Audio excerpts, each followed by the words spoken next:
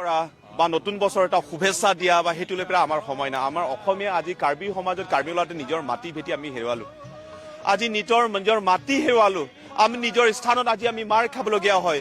নিজৰ স্থানত আমি গোটেইখিনি আমি বেদখলকাৰী আছে অনা অসমীয়া অনা কাৰ্বি ইয়াত আহি পেলাই গোটেইখিনি মাটি কাৰ্বিসকলৰ মাটি জোৰ জবস্তি দখল কৰা হয়। কাৰ্বিসকলক মাৰা পিটা হয়। কাৰ্বিসকল নিলাজ হ'বলগীয়া হয়। এইখিনি সময়ত আমি কিবা আনন্দত আমি ফূৰ্তি কৰিম নেকি? এইখিনি আমি ক'বলৈ আজি অসমত আমি অসমীয়া অসমত আছো আমি কাৰ্বি আংলং এই জনগোষ্ঠী অসমৰ ভিতৰতে আছো অসমীয়াৰ লগত আমি একত্ৰিত আছো। কিন্তু আজি হাতামপুৰীয়া অসমীয়াই কিন্তু আজি একত্ৰিত জৰিডাল ছিঙি পেলাই আজি অসম আজি শেষ। আজি কাৰ্বি আংলঙত আজি অসমীয়াৰ প্ৰতি কাৰ্বিৰ প্ৰতি আজি ৰক্ষণাবেক্ষণ কৰাৰ প্ৰতি কোনে থিয় হৈ থকা নাই।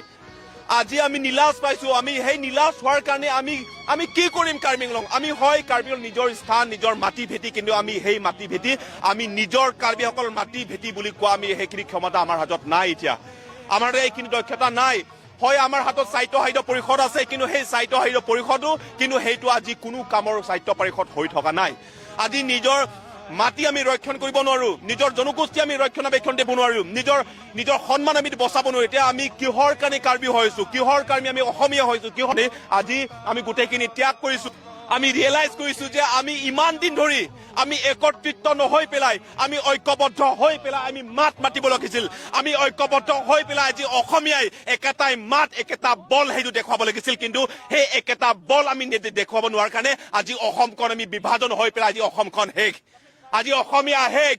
ভূপেন হাজৰিকাই কয় আজিৰ অসমীয়াই নিজক নিচিনিলে অসমৰ হাতলৈ যাব বুলি কথাষাৰ আজি এটা সময় সমাগত হ'ব হৈ আছে এতিয়া।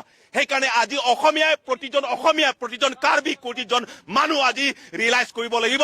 তেওঁলোকে ভাবিব লাগিব যে আজি যদি কাৰ্বি বা জনগোষ্ঠী বা অসমত যিমানখিনি খিলঞ্জীয়া আছে আজি যদি একত্ৰিত নহয় অসমখন বচাব নোৱাৰিম।